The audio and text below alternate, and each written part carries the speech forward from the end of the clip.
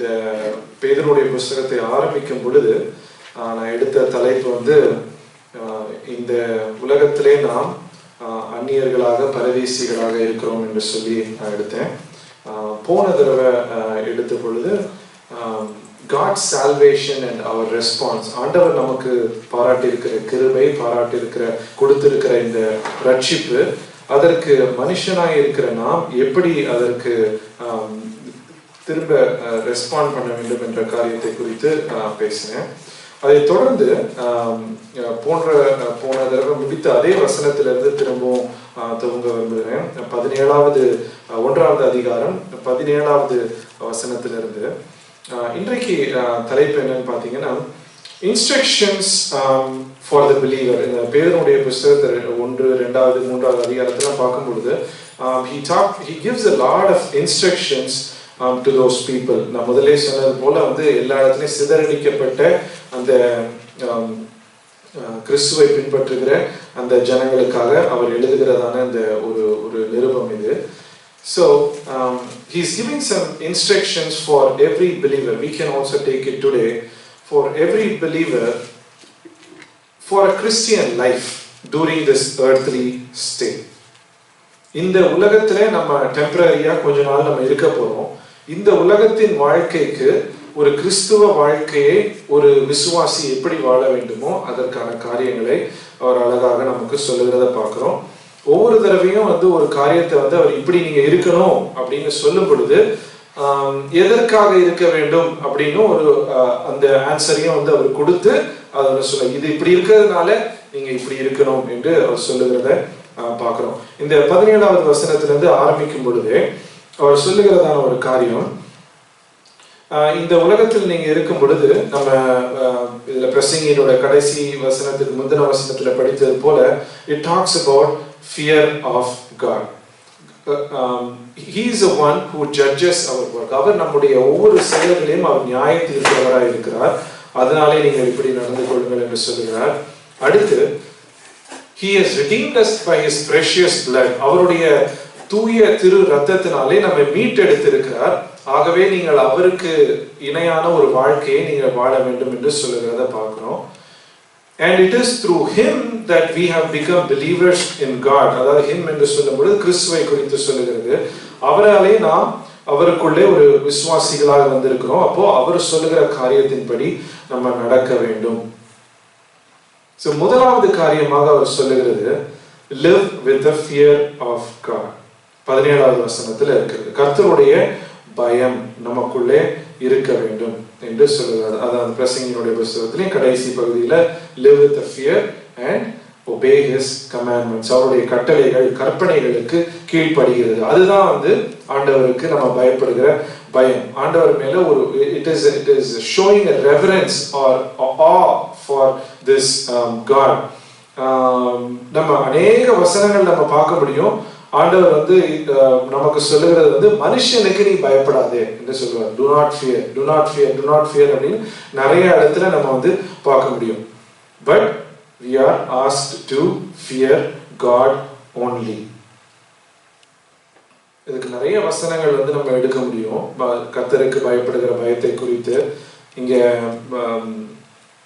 சங்கீதத்திலையும் இருக்குது, நீதிமொழிகள்லயும் இருக்கிறத நம்ம பார்க்கிறோம். கர்த்தருக்கு பயப்படுகிற பயமே ஞானத்தின் ஆரம்பம். நமக்கு வந்து ஞானம் என்று ஒன்று வேண்டும். இந்த உலகத்தினுடைய வாழ்க்கையில நடந்து போகிற வாழ்க்கையில நமக்கு ஞானம் வேணும்னா கர்த்தருக்கு பயப்படுகிற பயம் தான் ஃபர்ஸ்ட். எப்படி கர்த்தருக்கு பயந்து நடக்கிறது நான் யோசிக்கும் பொழுது நம்முடைய ஒவ்வொரு சிந்தனைகள், நம்முடைய வாயின் பேச்சுகள், நம்முடைய நடத்தைகள் எல்லாமே it should be carefully thought about.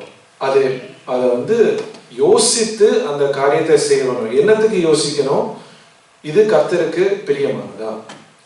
Is this action or is this word that I am speaking, is it according to the word of God? அவருடைய கட்டளைகளுக்கு இல்ல அவருடைய வார்த்தைகளுக்கு இணைந்ததாக இருக்கிறதா? To follow his instructions carefully. அதுதான் வந்து கர்த்தருக்கு பயப்படுகிற பயம் என்று சொல்லப்படுகிறது. இந்த நாட்கள்ல வந்து நம்ம வந்து நிறைய வந்து கிருபையின் பிரசங்கம் வந்து நம்ம வந்து கேட்போம். ஆண்டவருடைய அன்பை பற்றி வந்து நிறைய வந்து நம்ம கேட்போம். ஆனா வந்து கர்த்தருக்கு பயப்படுகிற அந்த பயத்தினுடைய அந்த மெசேஜஸ் வந்து நம்ம நிறைய வந்து கேட்கறது இல்லை. ஆனா நம்ம யாத்ராகமம் புஸ்தகத்துக்கு நம்ம போகும் பொழுது Deuteronomy chapter 6 verse 24, இது வந்து ஆண்டவர் இஸ்ரவேலுக்கு கொடுக்கிறதான முதலாவது சில கட்டளைகள். First set of instructions that God is giving. Deuteronomy 6:24ல நீங்க பாத்தீங்கன்னா அதுல தெளிவாக ஆண்டவர் சொல்லுகிறார், the first instruction it says, fear the Lord our God for our good. உங்களுடைய நன்மைக்காக நீங்கள் தேவனுக்கு பயப்படுங்கள் என்று சொல்லுகிறத பார்க்கிறோம். Deuteronomy 6:24. நம்மை அவர் உயிரோடே காப்பதற்கும் எந்நாளும் நன்றாய் இருக்கிறதற்கும் நம்முடைய தேவனாகிய கர்த்தருக்கு பயந்து என்று சொல்லப்படுகிறது. அதுக்கு அடுத்ததே என்ன சொல்லுது? Keep his commandments. இந்த எல்லா கட்டளைகளின் படியையும் செய்ய கர்த்தர் நமக்கு கட்டளையிடுகிறார். When there is a fear of God, it is almost equal to keeping his commandments. அவருடைய கட்டளைகளுக்கு கீழ்ப்படிகிறது. Walking according to his word. அதுதான் fear of God. இதே வார்த்தையை தான் ஆண்டவர் திரும்பவும் வந்து யாத்ராகமம் 10:12 ஆண்டவர் சொல்லுகிறார். Deuteronomy chapter 10 verses 12, it says, fear the Lord, walk in his ways, love him, serve him, keep his commandments for your good. நீங்க நல்லா இருக்கணும், நீங்க நன்மையா இருக்கணும் அப்படின்னா முதலாவது காரியம் தேவனுக்கு பயப்படுகிறது தான். இப்போதும் இஸ்ரவேலே, நீ உன் தேவனாகிய கர்த்தருக்கு பயந்து அவர் வழிகளில் எல்லாம் நடந்து அவரிடத்தில் அன்பு கூர்ந்து உன் முழு இருதயத்தோடும் முழு ஆத்துமாவோடும் உன் தேவனாகிய கர்த்தரை சேவித்து என்று சொல்லுகிறத பார்க்கிறோம். It's almost fearing God is equal to walking according to his word, serving him. ஆண்டவர் நியூ டெஸ்டமெண்ட்ல அழகா வந்து அததான் சொல்றாரு இல்லையா? love the Lord with all your heart. எல்லா கமாண்ட்மெண்ட்ஸையும் சுருக்கி பிரதான கட்டளையாக ஆண்டவர் கொடுக்கிறது, உன் கர்த்தராகிய தேவனை நீ வந்து முழு இதயத்தோடு முழு ஆத்மாவோடு முழு பலத்தோடு நீ வந்து அன்பு கூறுவாயாக என்று சொல்லுகிறத பார்க்கிறோம். And then later Jesus himself explains, to love God is to obey him.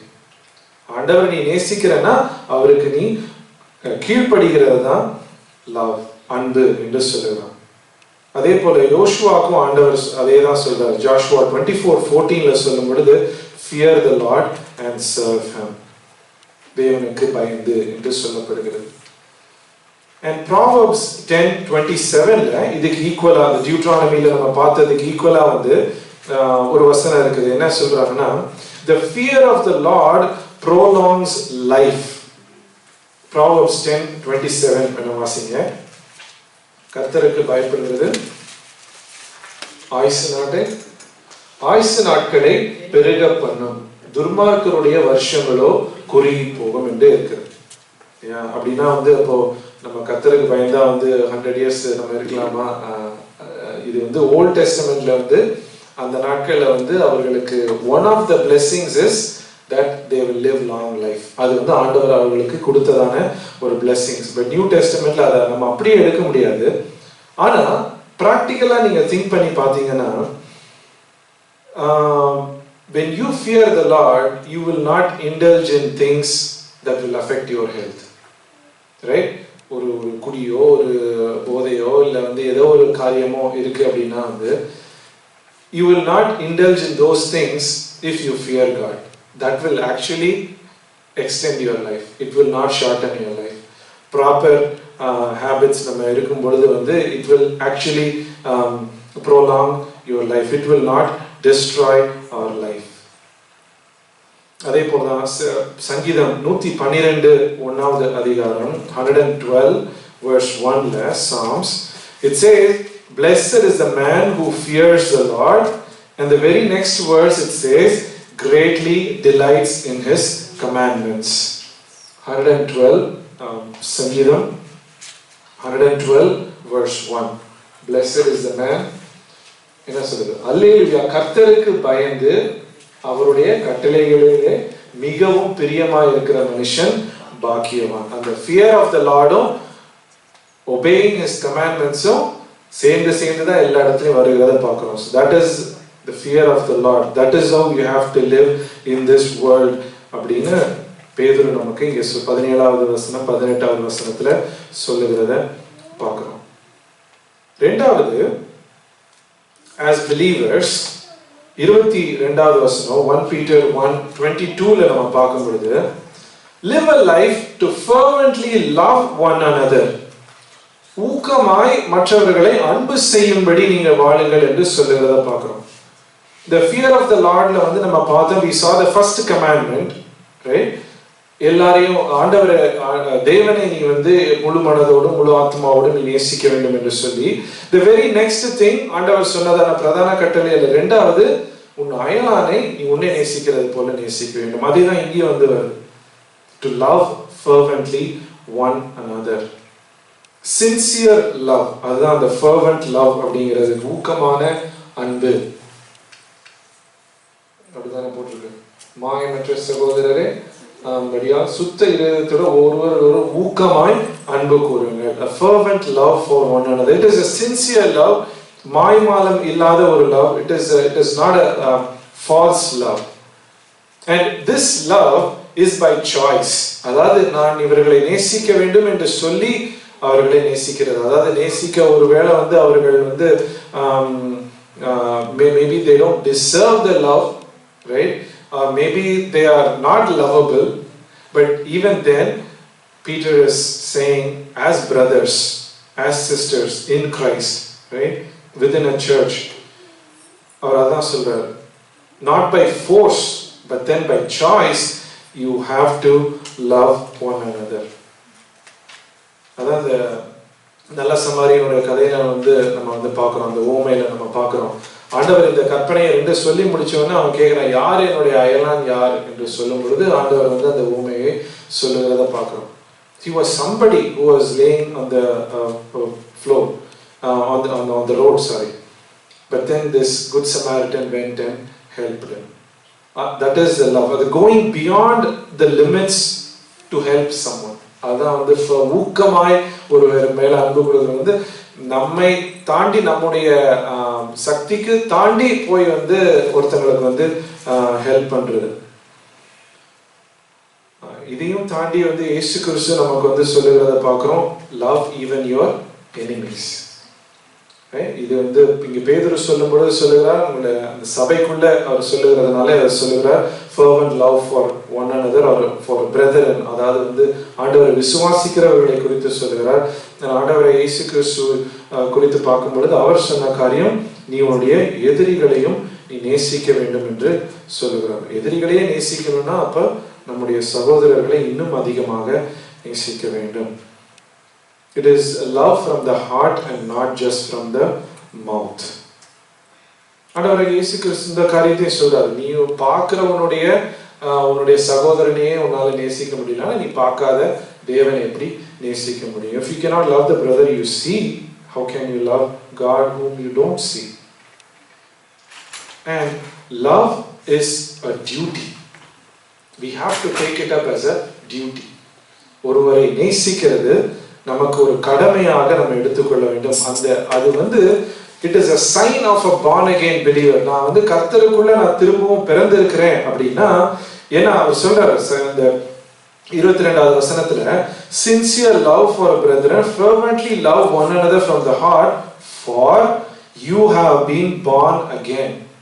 நீங்க மறுபடியும் பிறந்தவர்களாக இருந்தால் நீங்கள் கண்டிப்பாக அந்த நேசிக்கிற குணம் உங்களுக்கு இருக்க வேண்டும். That is the first sign of a born again believer. மற்றவர்கள் மேலே அன்பு கூறுவது. இங்க born again, எதனால you are born again? Born again not of the seed which is perishable but imperishable, that is through the living and enduring word of God.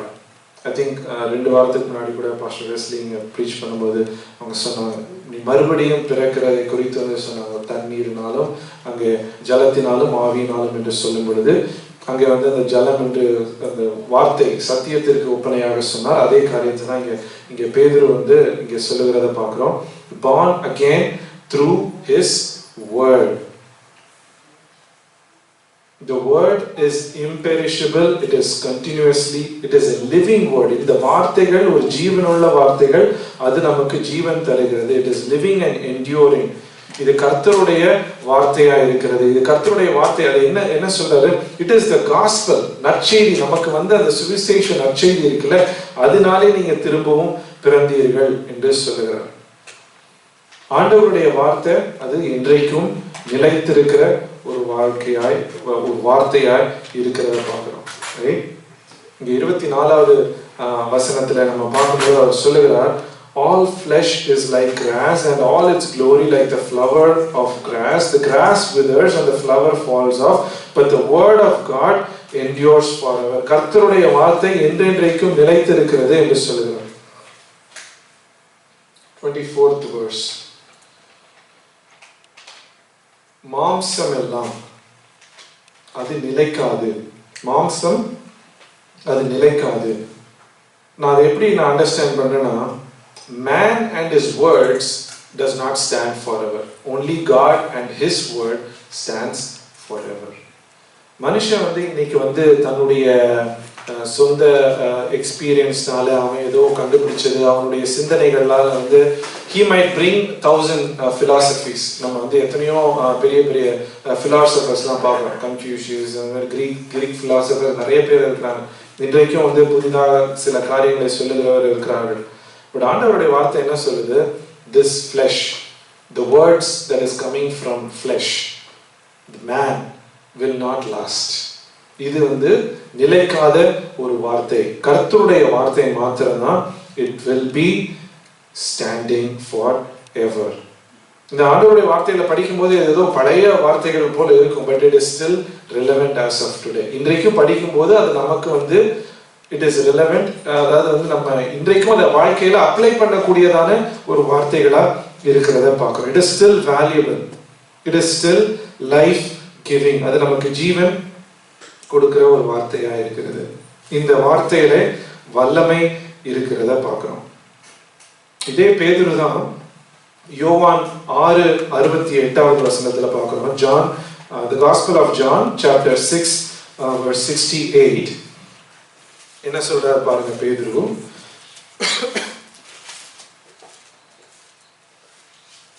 To whom shall we go? ஆண்டவர் வந்து நிறைய காரியங்களை வந்து சொல்றாரு. அப்புறம் வந்து சொல்லி முடிச்சுட்டு ஆண்டவர் கேட்க நிறைய பேர் போயிட்டாங்க. ஆண்டவர் பேசின காரியங்கள் எல்லாம் கேட்டுட்டு வந்து நிறைய பேர் போயிட்டாங்க. அப்போ வந்து ஆண்டவர் சீஷர்களை பார்த்து கேட்கிறாரு, நீங்களும் போகிறதுக்கு மனதா இருக்கிறீங்களா அப்படின்னு வந்து ஆண்டவர் கேட்கிறாரு. அப்ப பேதுரு சொல்றாரு, நாங்க எங்க ஆண்டவரே போவோம்? சீமோன் பேதுரு அவருக்கு பிரதியுத்தரமாக, ஆண்டவரே யாரிடத்தில் போவோம்? நித்திய ஜீவ வசனங்கள் உம்மிடத்தில் உண்டே. கர்த்தருடைய வார்த்தைகள் நமக்கு ஜீவனை கொடுக்கிறதான வார்த்தைகள். அதுதான் அவர் இங்கேயும் இந்த நிருபத்திலே எழுதுறார். இந்த ஜீவன் தருகிற வார்த்தைகள் உங்களை உயிர்ப்பித்ததுனாலே நீங்க ஒருவருக்கு ஒருவர் அன்பு கூறுங்கள் என்று சொல்லுகிறத பார்க்கலாம்.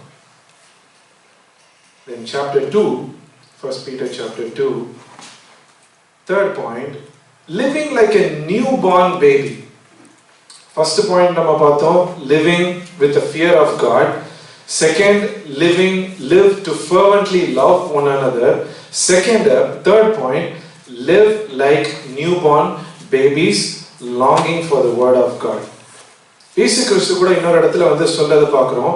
நீங்க இப்படி இந்த சிறு பிள்ளைகளை போல நீங்க மாறாவிட்டால் நீங்க பரலோக ராஜ்யத்துல நீங்க பிரவேசிக்க முடியாது என்று ஆண்டவர் சொல்லுகிறத பார்க்கிறோம்.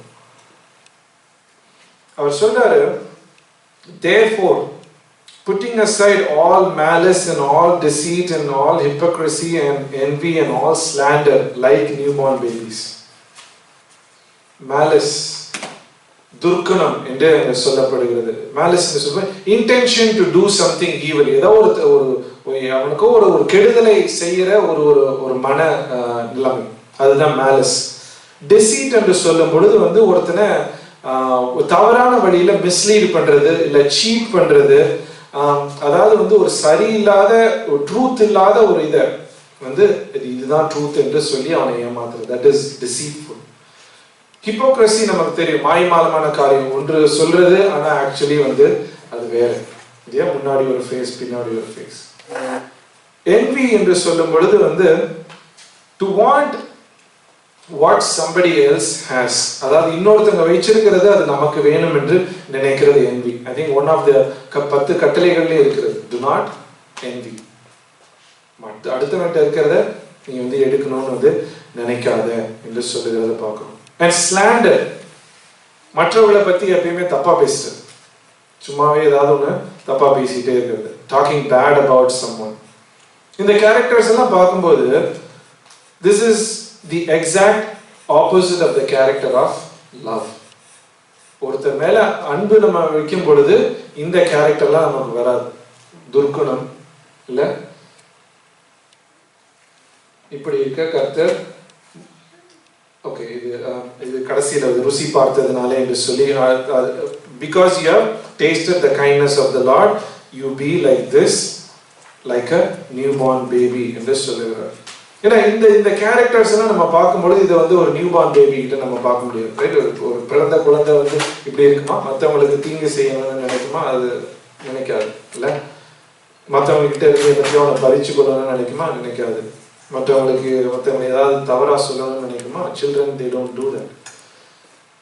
That is how we are to be, a newborn baby. For a newborn baby வந்து it is natural. அது பிறந்த குழந்தைக்கு அப்படி நினைக்கவே தோணாது. ஆனா நமக்கு அது நேச்சுரலா வராது. நம்ம வந்து we have to work on it, because naturally நம்மளுடைய flesh வந்து அது வந்து ஒரு wicked-ஆன ஒரு flesh. Our heart is wicked. So we have to use our self-control to not do these things that he has listed. இந்த மாதிரி காரியங்கள் இல்லாம ஒரு newborn baby போல இருக்கணும். But then ஒரு baby போல இருந்தாலும் it has to long for the word of God. நம்ம previous பார்த்தோமே, the life-giving word of God. அதுக்கு எப்பொழுதும் எப்படி ஒரு பிறந்த குழந்தை வந்து அந்த பாலுக்காக ஏங்கிக் கொண்டே இருக்கிறதோ, அது போல நாமும் அவருடைய வார்த்தைக்காக ஏங்கிக் கொண்டே இருக்க வேண்டும் என்று சொல்லுகிறத பார்க்கிறோம். அந்த லாங்கிங் என்கிற அந்த வேர்டை நம்ம பார்க்கும் பொழுது, longing for the pure milk, அதை நான் யோசிச்சு பார்க்கிறேன். ஒரு குழந்தை, பிறந்த குழந்தை இந்த பால் இல்லாம இருக்காது, அதால உயிரோடு இருக்க முடியாது, ரைட்டா? It cannot live without that milk. Second, it cries often to get this milk. அப்பப்போ 3 மணி நேரத்துக்கு 4 மணி நேரத்துக்கு ஒரு தடவை அழும். எதுக்கு? இந்த தூய பால் வந்து கிடைக்கிறது. And the baby should not have any other food, not even water. பிறந்த குழந்தைக்கு யாருமே தண்ணி கொடுக்க மாட்டாங்க, ரைட்டா? வேற எதுவுமே அதை சாப்பிடக்கூடாது, இந்த மில்க் மாத்திரம் தான் வந்து அதை சாப்பிடணும். இன்னொன்று, இந்த பிறந்த குழந்தைக்கு நீங்க பால் கொடுக்கும் பொழுது you can actually measure the growth of this child. Every week பாத்தீங்கன்னா பிள்ளை ஒரு 2 ounce 1 ounce அப்படியே கூட்டிட்டே போகும். In fact, every day it will add ounces to it, right? It is easily measurable. நம்ம இன்னைக்கு வந்து weight gain பண்ணனும்னா பாடுபட வேண்டியது, weight குறைக்கனாலும் பாடுபட வேண்டியது, weight ஏத்துறனாலும் பாடுபட வேண்டியது. ஆனா அந்த குழந்தையை பார்க்கும் பொழுது அது குடிக்க it constantly it grows. And then I also realize the mother's milk is 100 times better than bottled milk, right? That's what doctors say, that what science say, that's what we know. இது எல்லாத்தையும் வந்து நான் வந்து ஆண்டவருடைய வார்த்தைக்கும் ஒரு believer-க்கு நான் வந்து அப்ளை பண்ணும் பொழுது, we should almost be like, if I don't read this word, I won't live tomorrow, right? And like the baby often wanting for this milk, we should also be always wanting to know more about God and read His word. Any Satan, even I'm not like this. I think பண்ணி பார்க்கும்போது வந்து I realize we are very lacking in this, right? வேற எந்த ஃபுட்டும் நான் கொடுக்க கூடாதுன்னு சொன்னேன். அதே போலதான் ஆண்டவருடைய வார்த்தையை தவிர வேற எந்த வார்த்தையும் நமக்கு வந்து தேவையில்லை, மனுஷனுடைய வார்த்தைகள் தேவையில்லை. And our growth should be measurable. அந்த பாலை குடிக்கும்போது இட் கான்ஸ்டன்ட்லி க்ரோஸ். அதே போல வந்து நம்மளுடைய சிந்தனைகளும் வந்து grow. It should constantly grow. அவர் அதான் சொல்றாரு, newborn babies long for pure milk of the word so that by it you may grow in respect to salvation. நீங்க பெற்றுக்கொண்ட ரட்சிப்பிலே நீங்க வளர வேண்டும். When I think about mother's milk better than a bottled milk, I'm saying reading the word of God directly is much better than hearing from 100 pastors. நீங்க 1000 பேரோட செய்திகளை கேட்கறது நல்லது. நல்ல டீச்சர்ஸ் நல்ல ப்ரீச்சர்ஸ் வந்து இருக்கிறாங்க. பட் அதே காட்டிலும் ஆண்டவருடைய வசனத்தை நேரா வாசிக்கிறது நல்லது என்று நினைக்கிறேன். நம்ம பைபிள் ஸ்கூல்லாம் போகும்போது நிறைய புக்ஸ் படிக்கிறோம். தட் இஸ் ஆல்சோ குட். நிறைய பேர் ரிசர்ச் பண்ணியிருக்கிறாங்க, அதை படிக்கிறதும் நல்லதுதான். But living word of God and grow in the salvation that we have received. The growth of a believer is by means of this living word of God, and it should be measurable by the character change. எப்படி ஒரு குழந்தையோட wait வந்து அவர் once ஏறிட்டே போகுது, அது போல வந்து இங்க பேதுரு சொல்றது போல அந்த கேரக்டர் சேஞ்ச் வந்து கண்டினியூஸா வந்து நமக்குள்ள வந்துட்டே இருக்கணும். You should be more knowledgeable about God. And like I said, longing for this word should be like our very life is dependent on it, right? Sometimes we behave like we don't even care about our life, and we don't bother if we don't grow. But here it says, like a newborn baby, long for the spiritual milk. Sometimes we tend to measure our growth, believers' growth, based on blessings, material blessings. அதில் தான் வந்து நம்ம எவ்வளோ சொத்து சேர்த்துருக்குறோம், எவ்வளோ வந்து பணம் இருக்குது, அதில் தான் வந்து ஒரு பிலீவரோட growth-ஐ வந்து இன்னைக்கு மெஷர் பண்ணுறோமே தவிர வந்து இங்கே பேதுரு சொல்றதுபடி நம்ம பார்த்தோம்னா growth should be measured in a spiritual sense. Character, right? Loving fervently one another. இந்த மாதிரி தவறான கேரக்டர்ஸ் உங்ககிட்ட இருக்க கூடாது. ஃபியர் ஆஃப் காட் இதுல வந்து இன்க்ரீஸ் போயிட்டே இருக்கணும். அதுதான் வந்து growth in spiritual sense. நாலாவது point, live as a living stone. chapter 2 verse 4ல சொல்லும் பொழுது வந்து ஜீவ கற்களாய் இருங்கள் என்று சொல்லுகிறத பார்க்கணும். This verse 4ல இருந்து verse 8 வரைக்கும் நம்ம பார்க்கும் பொழுது it could mean an individual's life, or it could mean collectively a church. So இங்க பார்க்கும் பொழுது இயேசு கிறிஸ்து அவர் he is also a living stone. அவர் ஒரு ஜீவன் உள்ள ஒரு கல்லாய் இருக்கிறத நம்ம பார்க்கிறோம். he is also the cornerstone, மூளைக்கு தலைக்கல்லாய் இருக்கிறார் என்று பார்க்கிறோம். In Old Testament we always see God is referred to as a rock, அவர் கன்மலை என்று நம்ம பார்க்கிறோம். அதே போல அந்த தானியேல் புஸ்தகத்தில் வருகிற அந்த நேபுகாத்நேசருடைய அந்த ட்ரீமை குறித்து, சொப்பனத்தை குறித்து பார்க்கும் பொழுது அந்த கடைசியான அந்த ஒரு கையினாலே வெட்டப்படாத ஒரு கல் வந்து அங்க வந்து அந்த 10 ராஜ்யங்களே அந்த சிலையை வந்து அழிக்கிறத நம்ம வந்து பார்க்க முடிகிறது. கைகளினாலே வெட்டப்படாத ஒரு கல். He is a living stone. Jesus is a living stone, not a lifeless, non-living thing. இன்னைக்கு வந்து நிறைய இடங்கள்ல வந்து பார்க்கும்போது ஒரு கல்லை வந்து ஒரு தெய்வமாக வந்து வைக்கிறத வந்து நம்ம வந்து பார்க்க முடியும்.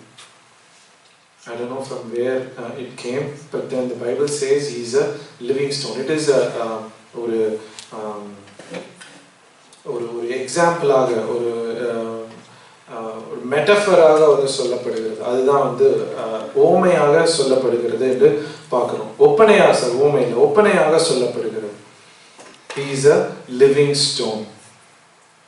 And again I see when people worship idols, it is all cut by man, right? அதான் ஜெரமாயாவிலே நம்ம வந்து பார்க்க முடியுது, ஐசாயாவிலே நம்ம பார்க்க முடியுது. அதை திரும்ப ஆண்டவர் சொல்லுகிறார்.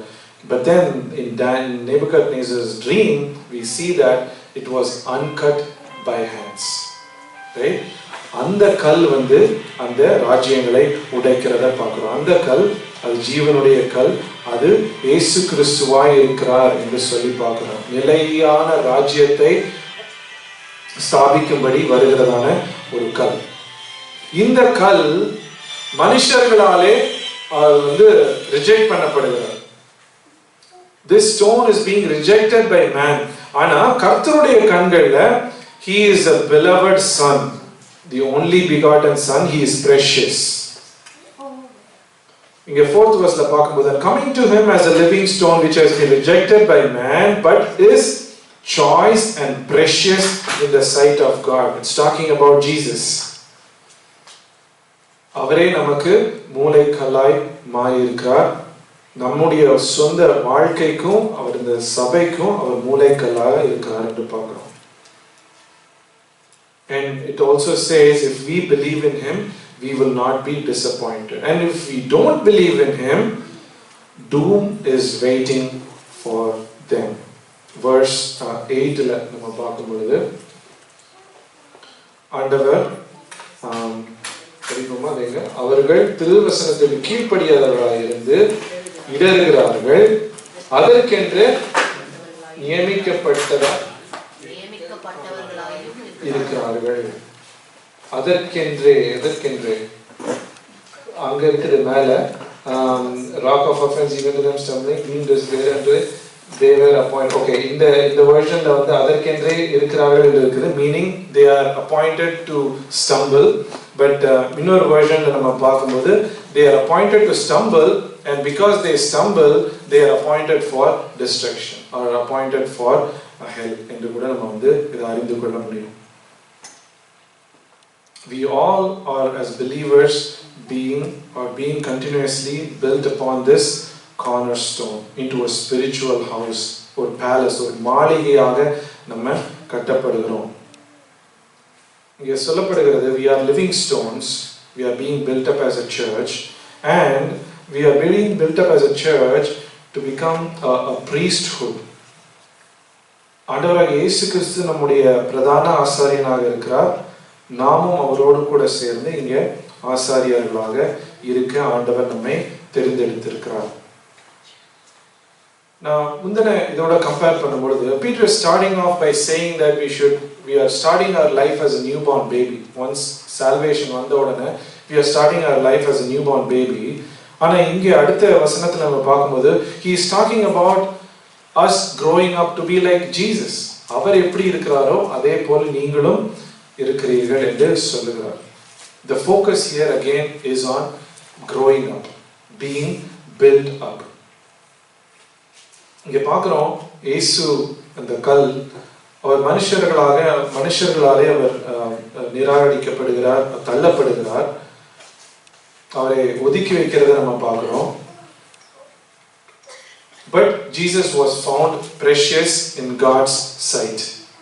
அதே போலதான் நாம் இன்றைக்கு ஒருவேளை we may be rejected, we may be set aside by people because we believe in Christ, but then just as Christ was found to be precious in his sight, in God's sight, we will also be found precious in his sight.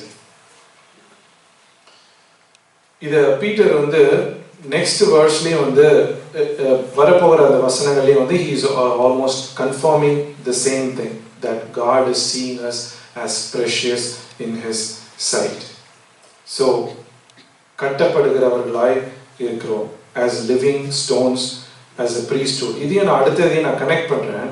Living to offer sacrifices. As living stones we are being built up, and then we are becoming a priesthood. And எதுக்காக priesthood ஆண்டவர் நமக்கு தரார், ஆசாரியர்களாக நம்மை நியமிக்கிறார்? To offer spiritual sacrifices. ஆவிக்கேற்ற பலிகளை எடுக்கிறதுக்கு. இதுவும் again as individuals and as a church நம்ம பார்க்க முடியும். இந்த ஓல்ட் டெஸ்டமெண்ட்ல நம்ம பார்க்கும் பொழுது அங்க இருக்கிற அந்த ஆசாரியர்கள் அவர்கள் தான் இஸ்ரவேலால நியமிக்கப்பட்டவர்கள், அவர்கள் தான் பலியிட முடியும் இல்லையா? இன்னைக்கு நியூ டெஸ்டமெண்ட் பீரியட்ல ஆண்டவர் எல்லாரையும் ஆசாரிகளா மாற்றி எல்லாருமே ஆண்டவருடைய சமூகத்துல அங்க பலியிடுகிறதற்கு நாம் நியமிக்கப்படுகிறோம். We are able to sacrifice for ourselves and for all the people also. Meaning, we are not living for our own personal benefit, but for the benefit of the church or the group of believers. And different ways the offering a spiritual sacrifices பார்க்கும்போது ஒரு commentator இப்படியா எழுதுறத பார்க்கிறோம். Offering our body to serve Him, right? First to serve God, then also sacrificing for God and other people. நான் முன்னாடியே சொன்னது போல அன்பினாலே மற்றவர்களுக்கு நமக்கு மிஞ்சி இன்னொருத்தவங்களுக்கு நம்ம ஹெல்ப் பண்றது, doing good works and praising God, all these things are good sacrifices to God. And even offering prayers, interceding for other people before God, those are all spiritual sacrifices. In fact, Romans 12:1 and 2 கூட நம்ம பார்க்கும்போது பவுல் எழுதுறார், you present your bodies as living sacrifice. உங்களுடைய சரீரத்தை ஜீவ பலியாக ஒப்பு கொடுங்கள் என்று அவர் சொல்லுகிறத பார்க்கிறோம். இங்கே பேதுரு சொல்லும் பொழுது ஒரு கலெக்டிவான குரூப்புக்கு எழுதுறதுனால, சர்ச்சுக்கு எழுதுறதுனால அவர் சொல்றார், offer sacrifices collectively. அடுத்த point, living a life to proclaim the excellencies of Him. ஆண்டவரை குறித்த மேன்மைகளை பிரஸ்தாபப்படுத்துகிறதற்காக நாம் வாழ வேண்டும் என்று சொல்லி பேதுரு எழுதுகிறார். இதுல நிறைய காரியங்களை சொல்றார். நான் முன்னாடி சொன்னது போல ஒவ்வொரு இடத்துலயும் இப்படி இருக்கிறதுனால நீங்க இப்படி இருங்க என்று பேதுரு சொல்லுகிறத பார்க்கிறோம். ரைட், லிவிங் ஸ்டோன்ஸ் சொல்லும்போது அவர் ஜீவக்கல்லா இருக்கிறார், அதனால நீங்களும் ஜீவக்கல்லா இருங்கள் என்று சொல்லுகிறத பார்க்கிறோம். நியூ பார்ன் பேபிஸை பத்தி சொல்லும் பொழுது because you have tasted the kindness of the Lord be like this என்று சொல்லுகிறார். இந்த இடத்துல ஒரு 4 காரியத்தை நமக்கு ஆண்டவர் பேதுரு சொல்லுகிறத பார்க்கிறோம். He says you are a chosen race. Verse 9.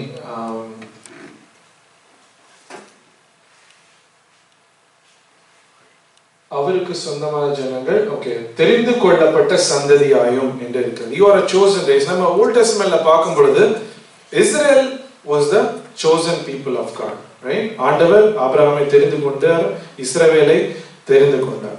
ஆனா அவர்கள் இஸ்ரவேல் ஜனங்கள் ஆண்டவராக இயேசு கிறிஸ்துவை அவர்கள் தள்ளிவிடும் பொழுது அந்த அந்த அந்த ரட்சிப்பை ஆண்டவர் எல்லாருக்கும் தருகிறத பார்க்கிறோம். We were chosen by Him. நம்ம அவர்களை இஸ்ரவேல் ஜனத்தை டெம்பரரியா ரீப்ளேஸ் பண்ணிக்கிறோம். The church has replaced Israel as chosen people of God temporarily. ஏன்னா later in the millennial kingdomல நம்ம பார்க்கும் பொழுது 1000 வருட அரசாட்சியில பார்க்கும் பொழுது இயேசு திரும்பவும் இஸ்ரவேலை அவர் ரட்சிக்கிறத பார்க்கிறோம். But until Israel is fully redeemed, we are called His chosen people. Even though we were Gentiles, புறஜாதிகளா இருந்தாலும் ஆண்டவர் நம்மை தெரிந்து கொண்டு இருக்கிறார். எதற்கு? ரட்சிப்பிற்காகவும் நித்தியத்திற்காகவும் நம்மை தெரிந்து கொண்டு இருக்கிறார். இன்னொருத்துல பவுல் எழுதுகிறார், நாம் பாளையத்திற்கு புறம்பே இருந்தோம், இன்றைக்கு நம்ம உள்ள இருக்கிறோம் என்று சொல்லுகிறார். ஒரு நாள்ல நம்ம ஆண்டவருடைய பிள்ளைகளா இல்ல, ஆண்டவருடைய ஜனமா நம்ம இல்ல, ஆனா இன்னைக்கு ஆண்டவருடைய ஜனமாய் நம்மை ஆண்டவர் மாற்றி இருக்கிறார். ஒரு நாளிலே நம்ம அநாதைகளா இருந்தோம், இன்றைக்கு அவருடைய சொந்த பிள்ளையாய் மாற்றி இருக்கிறார். You are a chosen race. தெரிந்து கொள்ளப்பட்ட ஜாதி என்று சொல்லப்படுகிறது. இரண்டாவது சொல்லப்படுகிறது you are a royal priesthood என்று. நம்ம ஏற்கனவே நம்ம பார்த்தது போல the priesthood actually comes from Israel, right?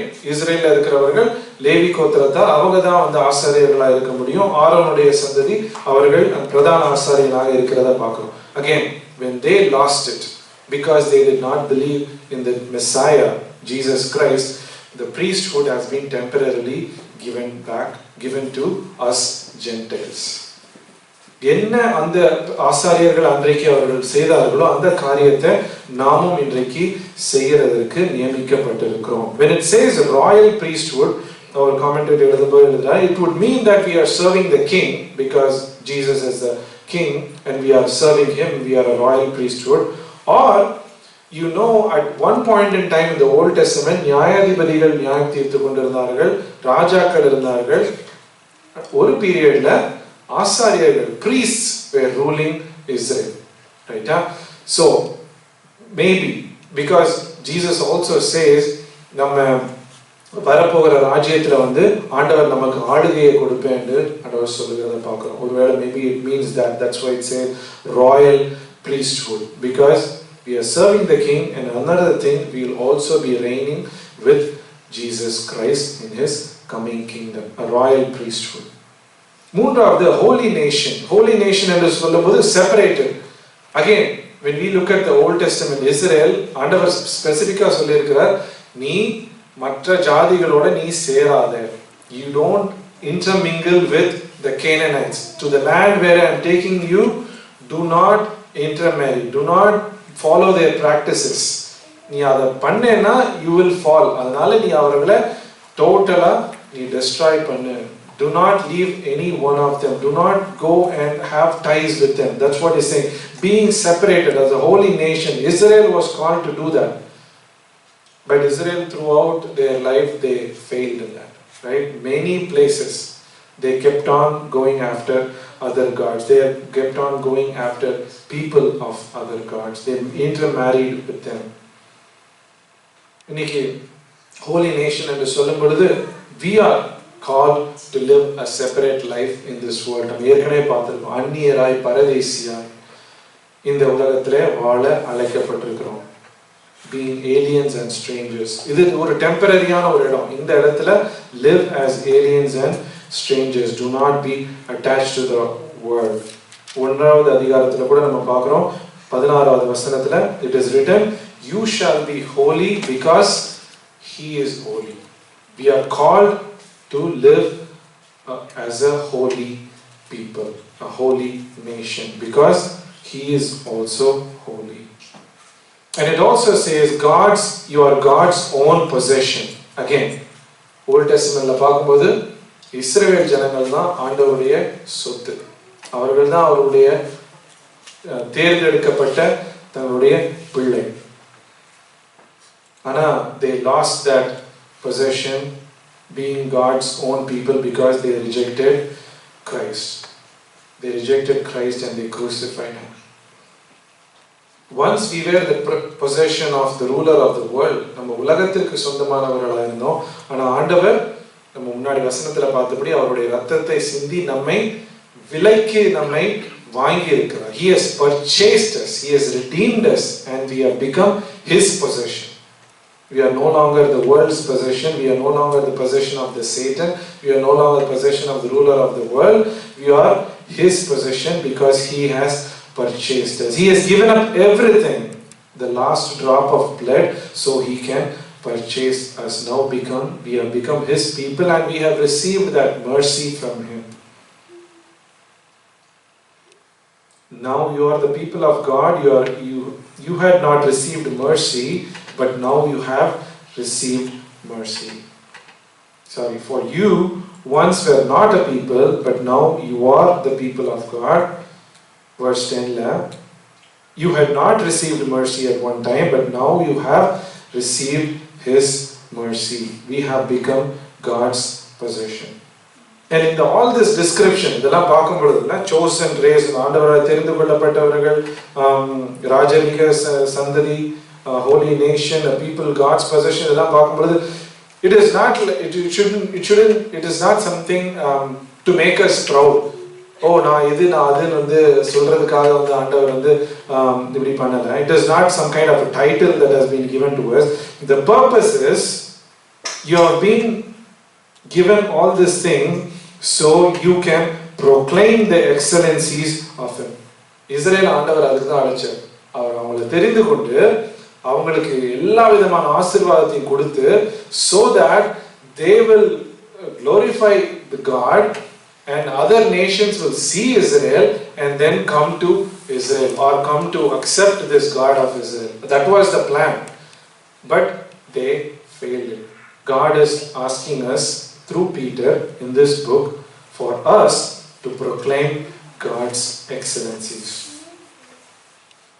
To proclaim is to talk about something because it is considered important. To proclaim is to talk about something that is not known. ஆண்டவருடைய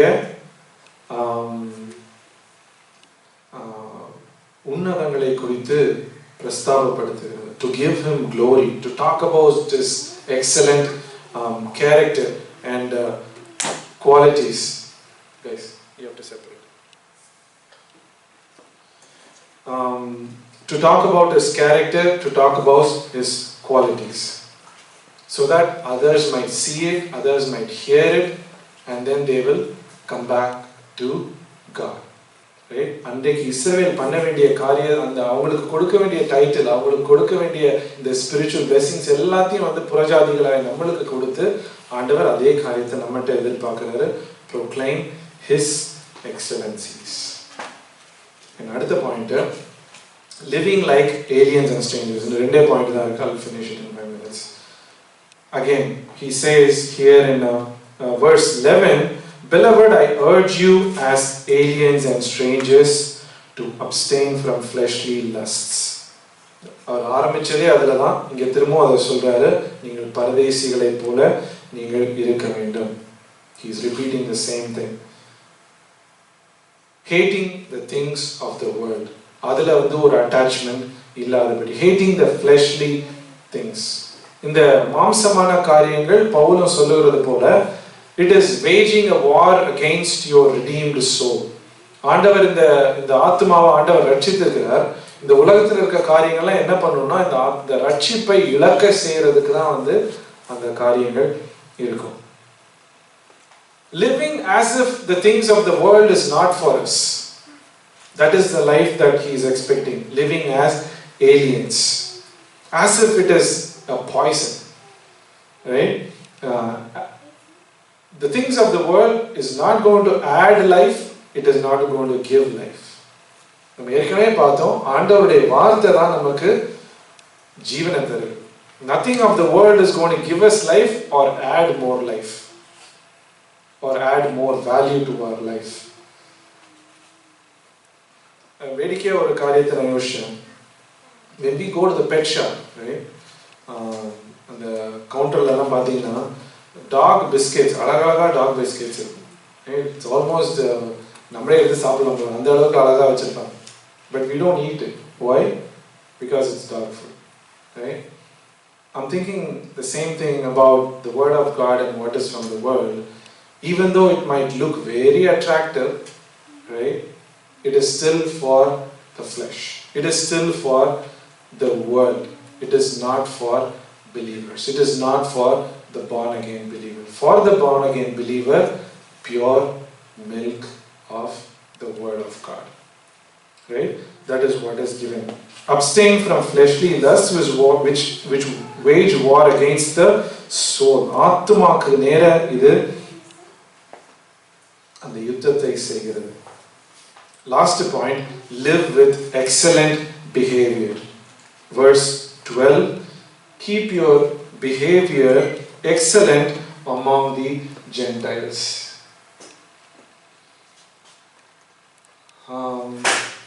என்ன சொல்ல, நற்கிரியை கண்டு பேசும் விஷயத்தில் அவர்கள் உங்கள் நற்கிரியை கண்டு அவரை நிமித்தம் சந்திப்பினாலே தேவனை மகிமைப்படுத்தும்படி நீங்கள் அவர்களுடன் நல் நடத்தை உள்ளவர்களாய் இருங்கள். Excellent behaviour among the Gentiles. இன்னைக்கு நமக்கு once we believe in Christ, அப்படியே ஆண்டவர் நம்ம பரலோகத்துக்கு போயிருந்தாலும் அது வேற கதை. பட் இன்னைக்கு வந்து we have been made to live in this world, right? And in this world we are being asked to we are being instructed to live excellent behavior, live with excellent behavior. அதே மாதிரி தான், continuation from the previous point, right? Even as we are rejected by men, even as we are being called as evil doers, இவங்க வந்து துர்க்கிரியைகளை செய்கிறவர்கள் என்று சொல்லி மற்றவர்கள் நம்ம பார்த்து சொல்லலாம். Because maybe they don't fully understand what we do. Again, ஒரு கமெண்டேட்டர் எழுதும்போது எழுதுறாரு, அந்த நாட்களில், பேதுருவுடைய நாட்களில் நான் ஆரம்பத்தில் நான் வந்து சொன்னேன், இவர்கள் எல்லாம் சிதறடிக்கப்பட்ட ஜனங்கள். ஏன் சிதறடிக்கப்பட்டு போனாங்கன்னா, இந்த நீரோ மன்னனை குறித்தெல்லாம் வந்து நான் சொன்னேன் இல்லையா? They blamed the Jews, or Christian Jews, that they only burnt Rome, right? They were called as evil doers. நிறைய காரியங்களை வந்து அவர்களை மிஸ் அண்டர்ஸ்டாண்ட் பண்ணி வந்து அவர்களை வந்து வெறுத்ததை பார்க்கணும். ஒன்று இந்த ரோமை எரித்தது. அடுத்தது பார்க்கும்பொழுது வந்து Christians did not worship the emperor Caesar. They did not worship Caesar, they worshiped Jesus, or they worshiped God, the true God. So that was against them. And then Paul இன்னொரு இடத்துல எழுதும்போது கூட எழுதுறாரு, when they talked about the Lord's Supper, right, when we talked about the Lord's Supper, இது வந்து ஆண்டவருடைய சரீரம் என்று எழுதப்பட்டிருக்கிறது. அதனால வந்து அந்த ஜனங்கள் என்ன நினைச்சிட்டாங்கன்னா, இவங்க வந்து ஏதோ கேனிபலிசம், மீனிங் ஏதோ ஃப்ளெஷ்ஷை வந்து சாப்பிட்றவங்க அப்படிங்கிற மாதிரி தப்பா வந்து அவர்களை புரிந்து கொள்ளுகிறது. அதே போல வந்து பவுலுடைய இதெல்லாம் பார்க்கும் பொழுது வந்து ஸ்லேவ்ஸுக்கு வந்து அது அடிமைகளை வந்து ஒரு விடுவிக்கிறதான ஒரு காரியத்தெல்லாம் வந்து நிறைய பார்க்கணும். Meaning slaves should be treated as equal. அதாவது there is சபைக்குள்ள வந்ததுக்கு அப்புறம் there is no slave, there is no owner, right? Everybody is a free man. That's what Christianity was preaching, but that did not go well with the Roman Empire, right? So இந்த மாதிரி பல காரியங்கள்னால these people were being misunderstood. நான் அதை இன்னைக்கு நான் எடுத்து பார்க்கும் பொழுது இன்னைக்கு வந்து we don't support LGBTQ, right? இந்த அமெரிக்காவில் நடக்கிறத நம்ம சப்போர்ட் பண்றதில்ல. We don't support easy divorce. We don't support adultery. We don't support fornication. And we don't support abortion, right? We are standing against this. Just because we preach against it, we are considered as evildoers. இன்னைக்கு சர்ச்சஸ்க்கு against ஏன் வராங்க? இந்த நல்ல காரியத்தை சொன்னாலும் we are being considered as evildoers. அதுதான் அங்க போய் பேதுரு சொல்றாரு, even if they are going to do that, continue to do your good works. Continue to have this excellent behavior. நல்ல நடத்தை உள்ளவர்களாய் இருங்கள். So that some point in time they might come to understand our love. Even though we do not accept all those behaviors, the worldly behaviors, they might come to an understanding of what we are trying to say and then glorify God when He is visiting them for salvation. Not visiting them for judgment, visiting them for salvation. ஒரு நல்ல ஆண்டவர் எல்லாரையும் வந்து ஆண்டவர் வந்து தொடர்கிறதுக்கு அவர் வாஞ்சியா இருக்கிறார். அப்படி அவர்களையும் தொட வாஞ்சியா இருக்கிற அந்த நாட்கள்ல அந்த அவர்கள் அதை புரிந்து கொள்ளும் பொழுது then they will glorify God. That's what he is saying. Living a life which is of excellent character so that others will see it, even our enemies will see it and still glorify God when God saves them. நான் இதோட நான் stop பண்றேன். I'll just go over the points alone. இன்னைக்கு பார்த்தது first, live with a fear of God. ரெண்டாவது, live to fervently love one another. அடுத்தது, live like newborn babies longing for the word of God. அடுத்தது, live as a living stone. Live to offer spiritual sacrifices. Live to proclaim the excellencies of Him. And then live like aliens and strangers. And the last point is live with excellent behavior. Actually, Peter is kind of continuing with more instructions. அதை நம்ம வரப்போற நாட்கள்ல பார்ப்போம். I think this itself took a long time. So the growth தான் வந்து the focus is on growth and being built up as we start from being a newborn baby to becoming like Christ. அதுதான் நம்மளுடைய அந்த growth pattern, the growth line வந்து அதான் அந்த பேபிஸ்க்கு அந்த graph போடுவாங்கல்ல, growth chart. அது வந்து starting from the newborn baby to becoming like Christ. அதுல அதான் வந்து நம்முடைய growth வந்து measure வந்து நம்ம பண்ணணும். The spiritual growthல we have to grow spiritually in the character that Bible is talking to us. So I'll finish here. ஆண்டவர் தாமே இந்த வார்த்தைகளை ஆசீர்வதிப்பாராக.